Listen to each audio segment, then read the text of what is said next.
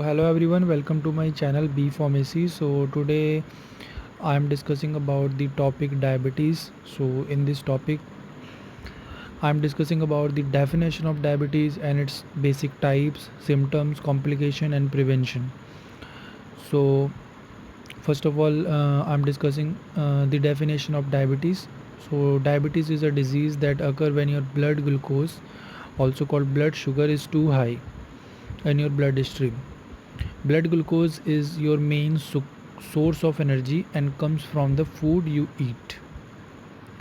सो जो blood glucose होता है आपके ब्लड स्ट्रीम में, जब वो राइज़ हो जाता है एक नॉर्मल लेवल से ज़्यादा, तो ये डायबिटीज़ आपको कॉज हो जाती है। वो किसी भी पर्सन में हो सकती है, वो किसी भी टाइप की हो सकती है, जेनेटिक हो सकती है, नॉर्मल जो है वो जो है डायबिटीज़ भी हो सकती है। सो ये बेसिक जो है वो डेफिनेशन है डायबिटीज़ की। And diabetes mainly divided into 3 types: type 1 diabetes, type 2 diabetes and gestational diabetes. तो जो टाइप 1 डायबिटीज़ होती है, तो first of all I am discussing about the type 1 diabetes. Type 1 diabetes क्या होती है कि it is a metabolic disorder in which pancreas is unable to produce the sufficient amount of insulin. It is a genetic disorder, means ये एक genetic disorder होती है जिसमें आपकी पेनक्रियाज की जो सेल होती हैं, जिनको आईलेट सेल बोला जाता है, आईलेट सेल, वो सेल्स क्या करती हैं कि सफिशिएंट अमाउंट ऑफ इंसुलिन आपके ब्लड में, इंसुलिन एक हार्मोन है जो कि डायबिटीज़ यानी शुगर को जो है वो मेंटेन करता है, जिससे आपको डायबिटीज़ की डिज़ीज़ नहीं होती है। तो वो जो सेल्स होती हैं ना, वो इंसुलिन को बना नहीं पाती, तो आपके ब्लड में जो ग्लूकोज़ होता है वो राइज़ होने लगता है, मतलब बढ़ने लगता है। तो दैट्स वाई कि आपको डायबिटीज़ की प्रॉब्लम हो जाती है। तो इसको बोलते हैं type 1 diabetes. So and now we discuss about type 2 diabetes. So type 2 diabetes क्या होती है? What is type 2 diabetes? It is a abnormal condition. Okay, type 1 diabetes क्या थी? Metabolic disorder. ये क्या है? एबनॉर्मल कंडीशन है in which body cells are unable to response. इसमें भी सेम वही प्रोसेस है कि बॉडी सेल्स, जो आइलेट सेल्स हैं, वो रिस्पॉन्ड नहीं कर रही हैं इंसुलिन को बनाने के लिए। That is secreted by pancreas. ठीक है, तो जो आइलेट सेल होती हैं वो पेनक्रियाज में होती हैं, जो कि इंसुलिन को बनाने में हेल्प करती हैं। तो अब आपका इस कंडीशन में भी इंसुलिन नहीं बन रहा है, बट ये कंडीशन टाइप 1 डायबिटीज़ से थोड़ी डिफरेंट है, बिकॉज इस कंडीशन को हम मेडिकेशन के थ्रू ट्रीट कर सकते हैं। लेकिन टाइप 1 डायबिटीज़ को मेडिकेशन के थ्रू ट्रीट नहीं कर सकते, उसमें हमें सीधा ही 30 यूनिट, 50 यूनिट, 100 यूनिट इंसुलिन बाहर से इंजेक्ट करना पड़ता है बॉडी में। वही उसका एक जो है वो लास्ट कह सकते हो आप रास्ता है।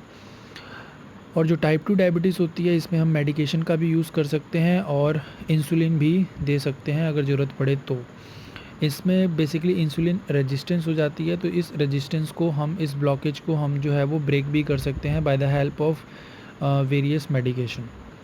So now we discuss about gestational diabetes. Gestational diabetes जो है इंपॉर्टेंट डायबिटीज़ है इसमें, बिकॉज कि जो प्रेग्नेंट वुमेंस होती हैं उनमें ये डायबिटीज़ कॉज हो जाती है, और ये ड्यूरिंग द प्रेगनेंसी लेवल ही होती है। नॉर्मली वो वुमेंस में ये प्रॉब्लम नहीं देखी जाती, लेकिन जब वो ड्यूरिंग द प्रेगनेंसी होती हैं तो ही ये जो प्रॉब्लम है वो कॉज होती है। और ये प्रॉब्लम सभी में वुमेंस में नहीं होती, बहुत ही कम में देखी जाती है। ऐसा नहीं कि जो है सभी वुमेंस में ये प्रॉब्लम होती है। तो ये भी एक तरीके की जेस्टेशनल डायबिटीज़ है। So now we discuss about the symptoms of diabetes. Symptoms में हम पहले बात कर लेते हैं पॉलीफेजिया। पॉलीफेजिया क्या होता है कि means excessive eating, increase appetite. Appetite आपकी जो है वो इंक्रीज़ हो जाती है, भूख आपकी बढ़ जाती है। एक तरीके का सिम्टम है जो कि कॉज होता है ड्यूरिंग द डायबिटीज़। तो सेकंड सिम्टम्स की बात करूं, जिसको बोलते हैं पॉलीडिस्पेप्सिया। इसमें इम्पेयर हो जाता है आपका डाइजेशन, आपका स्टमक जो है वो अपसेट हो जाता है। दैट्स वाई ये जो है वो कॉज होती है आपको प्रॉब्लम ड्यूरिंग द डायबिटीज़। तीसरा जो सिम्टम है वो है फ्रीक्वेंट यूरिनेशन, मतलब आपको बार बार जो है वो यूरिन की प्रॉब्लम होती है, यूरिनेशन आपकी जो है वो इंक्रीज़ हो जाती है। तो ये भी एक कॉजेज़ है, एक सिम्टम है। अब मैं बात करता हूँ कॉम्प्लिकेशंस की, कौन कौन से कॉम्प्लिकेशन होते हैं ड्यूरिंग द डायबिटीज़। तो सबसे पहला जो कॉम्प्लिकेशन देखा गया है डायबिटीज़ पेशेंट में, वो है न्यूरोपैथी। न्यूरोपैथी में एक तरीके की नर्व डिजीज़ होती है। इसमें क्या होता है कि बॉडी की जो नर्व्स होती हैं वो फेस करती हैं वीकनेस को, नमनेस को एंड पेन को ड्यूरिंग द डायबिटीज़। बिकॉज क्या होता है कि जब आपके ब्लड में ग्लूकोज बढ़ जाता है और इंसुलिन सफिशिएंट अमाउंट का हार्मोन रिलीज़ नहीं हो रहा है आपकी बॉडी में, जो कि उसको कंट्रोल करने वाला है, तो जब उसको कोई कंट्रोल करने वाला नहीं है और वो एक्सेस अमाउंट में बढ़ रहा है और वो एनर्जी में भी कन्वर्ट नहीं हो रहा है, ग्लूकोज का मेन जो काम है आपकी बॉडी में एनर्जी में कन्वर्ट होकर आपको एनर्जी प्रोवाइड करना है आपके वर्क के लिए, बट लेकिन वो एनर्जी में कन्वर्ट नहीं हो रहा है, तो दैट्स वाई आपकी जो नर्व्स हैं, आपकी जो ओवरऑल बॉडी की नर्व्स हैं, उनको एनर्जी प्रोवाइड नहीं हो रही है, न्यूट्रिएंट्स प्रोवाइड नहीं हो रहे हैं, तो आपकी जो नर्व्स हैं वो कमज़ोर होने लगती हैं, वो नबनेस की कंडीशन में चली जाती हैं, मतलब सुन्न हो जाती हैं, एंड उसमें पेन भी होने लगता है। सेकंड जो हमारी कॉम्प्लिकेशन है वो है रेटिनोपैथी। रेटिनोपैथी में भी सेम यही प्रोसीजर अप्लाई होता है कि आपकी जो रेटिनो की जो मतलब आँखों की जो नर्व्स हैं, जब उनको अच्छे से एनर्जी नहीं मिलेगी तो उसमें भी प्रॉब्लम होने लगेगी डिफरेंट टाइप की, जिसमें एक ब्लाइंडनेस की प्रॉब्लम होती है कि मतलब बंदे को दिखना बंद हो जाता है। तीसरी जो कॉम्प्लिकेशन है वो है नेफ्रोपैथी। नेफ्रोपैथी क्या है? नेफ्रॉन से रिलेटिव है, जो कि आपकी किडनी से रिलेटिव है। तो किडनी काम करनी बंद कर देती है जब sufficient amount of energy kidney के नर्व्स को भी नहीं मिलती है। अब बात करते हैं इम्यूनिटी सिस्टम डिसफंक्शन।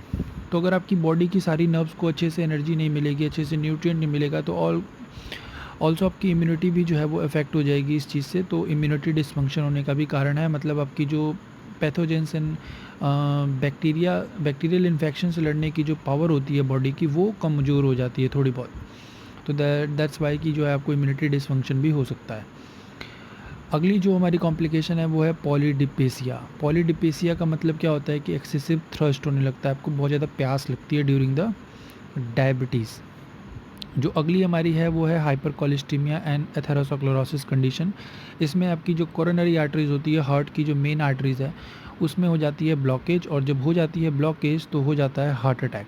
तो ये सीधा सा फंडा है कि कोलेस्ट्रॉल बढ़ेगा, मतलब कोलेस्ट्रॉल एक तरीके का समझते हो ना कि कोलेस्ट्रॉल जो कार्ब हम लेते हैं, एक तरीके का कह सकते हो आप फैट है, ठीक है, वो आपकी जो है वो आर्टरीज़ में डिपॉजिट होने लगता है जब ग्लूकोज का लेवल बढ़ता है आपकी ब्लड में। तो ये जो है वो फंडा आपको सीधा ले जाता है हार्ट अटैक की ओर। तो इसलिए जो अगर आपको डायबिटीज़ है तो थोड़ा मेडिकेशन वगैरह की ओर ध्यान दो।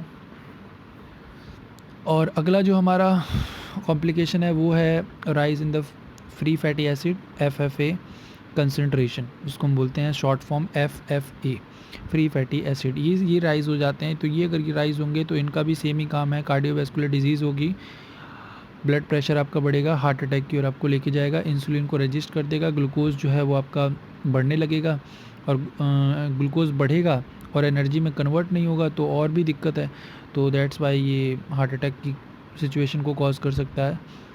तो ये भी एक इसकी कॉम्प्लिकेशन है। फिर बात करते हैं एसिडोसिस की। एसिडोसिस क्या होता है कि जब आपके फ्री फैटी एसिड ब्लड में बढ़ने लगते हैं तो क्या होता है कि इसको तोड़ने के लिए आपकी बॉडी कुछ एंजाइम्स, कुछ हार्मोन्स को रिलीज़ करती है और इसको तोड़ने की कोशिश करती है ताकि आपको हार्ट डिजीज़ ना हो। आपकी बॉडी अपनी ओर से अपना पूरा एफर्ट देती है, ठीक है। तो ड्यूरिंग दिस प्रोसेस क्या होता है कि आपकी बॉडी में कुछ एसिड्स की जो फ्लक्चुएशन है वो होने लगती है और एसिड जो है आपके इंक्रीज़ हो जाते हैं। तो इसको बोल देते हैं ब्लड में एसिड इंक्रीज़ होना, एसिडोसिस। लॉस ऑफ वेट, ये है हमारी लास्ट कॉम्प्लिकेशन। तो इसमें क्या होता है कि एक्सेसिव ब्रेकडाउन होती है आपके टिश्यू प्रोटीन की। जो भी आपके बॉडी में टिश्यू हैं उनके प्रोटीन की एक्सेसिव ब्रेकडाउन होती है ड्यूरिंग द डायबिटीज़ कंडीशन। तो आपने देखा होगा कि जो भी डायबिटिक के पेशेंट होते हैं वो काफ़ी पतले पतले होते हैं, मोस्ट ऑफ द केसेस में आपने देखा ही होगा। तो वो इसके कारण ही होता है क्योंकि जो आपके टिश्यू के प्रोटीन है, टिश्यू प्रोटीन, वो ब्रेकडाउन होने लगते हैं। सो हम बात करते हैं कि प्रिवेंशन आप कैसे कर सकते हो इस प्रॉब्लम से। तो प्रिवेंशन के लिए फर्स्टली आपको मैं सलाह दूंगा कि आप कंसल्ट करो अपने डॉक्टर से, तो क्योंकि डॉक्टर से अच्छा है तो आपको कोई भी नहीं बता पाएगा। तो दैट्स वाई इसलिए आप डॉक्टर से कंसल्ट करो, वो आपको एक मेडिकेशन देंगे तो उसके थ्रू आप जल्दी ही ट्रीट हो पाओगे। बाकी अगर मैं ये नॉर्मल प्रोसीजर की बात करूँ तो वो प्रिवेंशन में आ जाता है कि आपको सबसे पहले तो डॉक्टर से तो वो आपको करना ही है, ठीक है, उनसे आपको कंसल्ट करना है। उसके बाद जो है वो आपको कुछ मेडिकेशन देंगे, वो आपको फॉलो करनी ही करनी है। उसके बाद कुछ ये चीज़ों का भी आपको ध्यान रखना है, जैसे आपको कट करना है शुगर को एंड रिफाइंड कार्ब्स को, वर्कआउट रेगुलरली करना है आपको, मोर ऑफ़ द वाटर आपको पीना है, more than 4 litre of water. Smoking वगैरह अगर आप किसी तरीके के नशे करते हो तो वो आपको क्विट करना पड़ेगा क्योंकि ये बॉडी को जो है वो बहुत तरीके से डैमेज करते हैं। वेट अगर आपका बहुत ज़्यादा है तो इसको आपको कंट्रोल में करना पड़ेगा। और वेरी लो कार्ब्स डाइट, जो कार्बोहाइड्रेट्स डाइट होती हैं वो आपको बहुत कम मात्रा में लेनी पड़ेंगी ताकि आपकी बॉडी का जो ग्लूकोज़ लेवल है वो राइज़ ना हो। तो ये सारी जो है वो बेसिक प्रिवेंशन होती हैं जो आप कर सकते हो अपनी ओर से एफ़र्ट लगा के। सो आपको वीडियो कैसी लगी आप मुझे कमेंट बॉक्स में कमेंट करके बता देना, और मैं ऐसी वीडियोज़ लेकर आता रहूँगा। नेक्स्ट वीडियो में मिलता हूँ और वहाँ पर मैं आपसे बात करूँगा कुछ बेसिक हार्मोन्स के बारे में जो कि आपकी बॉडी में होते हैं और उनके फंक्शंस कि वो कैसे काम करते हैं। तो अगर आप उस चीज़ के लिए इंटरेस्टेड हो तो कमेंट करके बता देना एंड वीडियो को लाइक कर लो यार, एंड सब्सक्राइब कर देना चैनल को। मैं मिलता हूँ आपसे नेक्स्ट वीडियो में, तब तक के लिए bye bye, take care, have a nice day.